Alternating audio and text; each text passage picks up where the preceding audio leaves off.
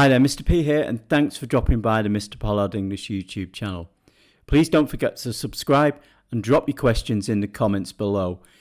If you're studying Journey's End or any play for the Cambridge IGCSE English Literature exam and you find it analysing the extract tricky, then please watch until the end as we go through the steps you need to take in order to answer the question and how to use your time in the exam efficiently and effectively. This extract and question is from the June 2022 paper.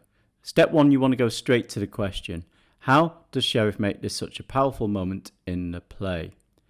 How and powerful moment are the key words here.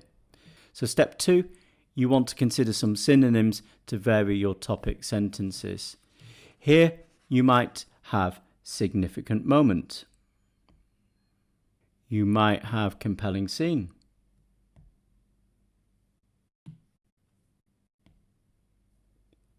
You might have important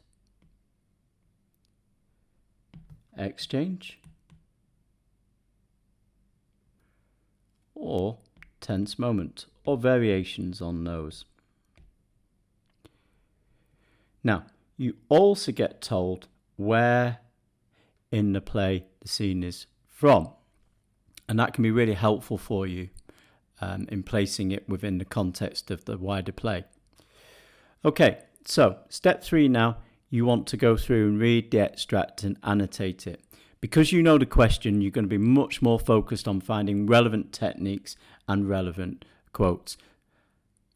What they say here, which is supporting your ideas with details from the writing. With a drama extract, you should look to see if one character speaks more than another.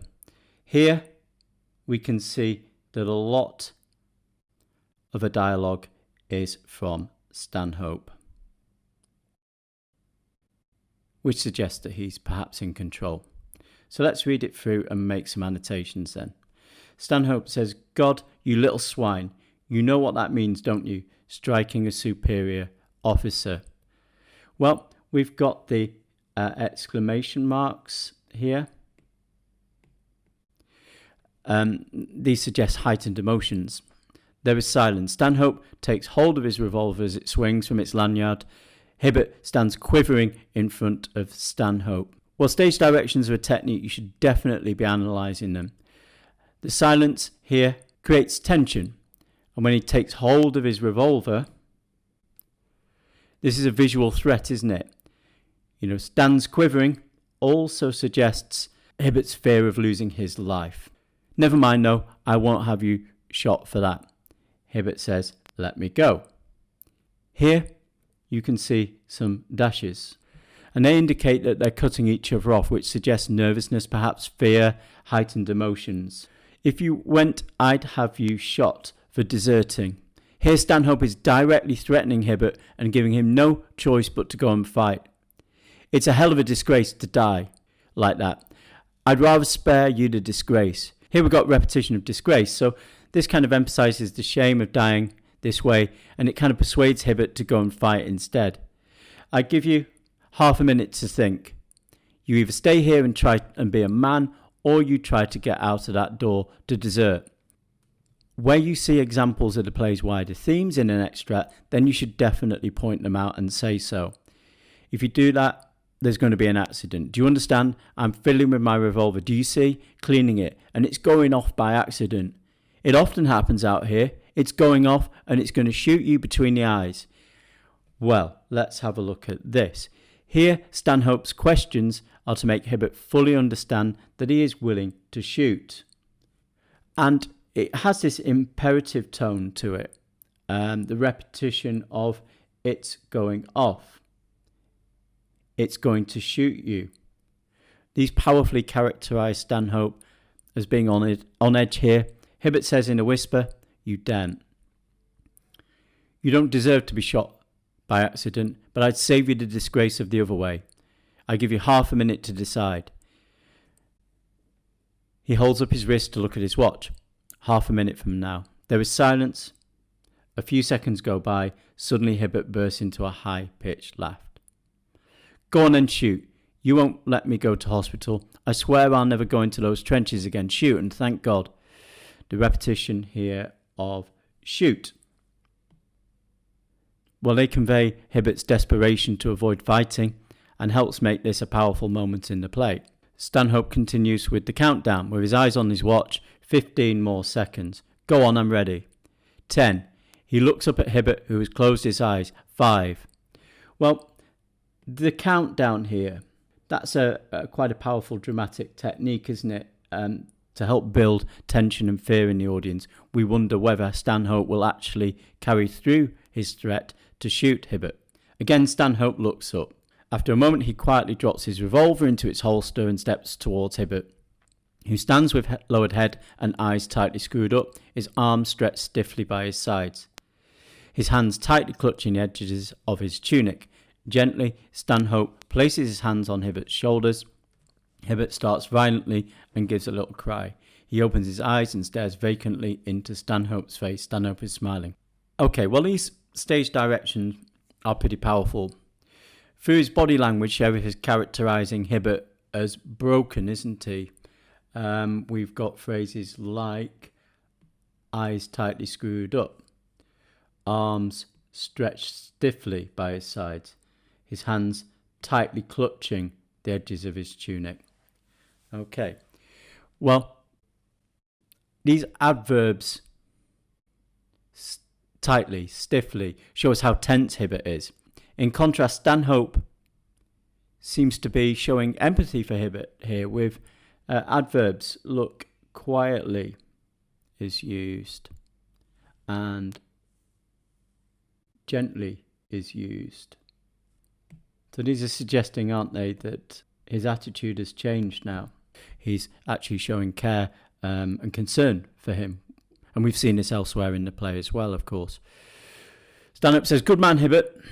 I like the way you stuck that. Why didn't you shoot?" Stanhope, "Stay here, old chap, and see it through." Hibbert stands trembling, trying to speak. Suddenly he breaks down and cries. Stanhope takes his hands from his shoulders and turns away. We see that Hibbert is broken. He's trembling, that verb there. And he breaks down and cries. We see him almost as being childlike in this last part of the extract, Hibbert. So Hibbert goes on, "Stanhope, I've tried like hell, I swear I have. Ever since I came out here, I've hated and loathed it. Every sound up there makes me all cold and sick. I'm different too to the others. You don't understand. It's got worse and worse, and now I can't bear it any longer. I'll never go up those steps again, into the line, with the men looking at me and knowing I'd rather die here." Well, the thing that seems to strike us here are the uses of dashes, which suggest that Hibbert is struggling to get his words out. He's so very, very upset. He is sitting on Stanhope's bed, crying without effort to restrain himself. For me, that suggests almost kind of childlike, the fear and the tension and all of these weeks and months fighting in the trenches has taken its toll and reduced him to being almost like a child. Stanhope pouring out a whiskey. "Try a drop of this, old chap." "No thanks. Go on, drink it." An old chap here, this is quite friendly way of speaking to him, isn't it? Which is in contrast to the way that he was speaking to him at the beginning of the extract, calling him, little swine. So we see a change in Stanhope's character during the course of this short extract. "No thanks, go on, drink it." Hibbert takes the mug and drinks. Stanhope sits down beside Hibbert and puts an arm around his shoulder. Again, the body language here, showing that he's trying to make Hibbert feel better, console him, empathise with him. "I know what you feel, Hibbert. I've known all along." "How can you know?" "Because I feel the same." "Exactly the same. Every little noise up there makes me feel just as you feel. Why didn't you tell me instead of talking about neuralgia?" Remember, he's trying to get out of fighting by pretending to have really bad migraines. "We all feel like you do sometimes. If you only knew. I hate and loathe it all." Sometimes I feel I could just lie down on this bed and pretend I was paralysed or something and couldn't move and just lie there till I died or was dragged away. So Sheriff uses the repetition here of the verb feel. Can we see here, here, here, here, here? Okay, so there's got to be a reason for that.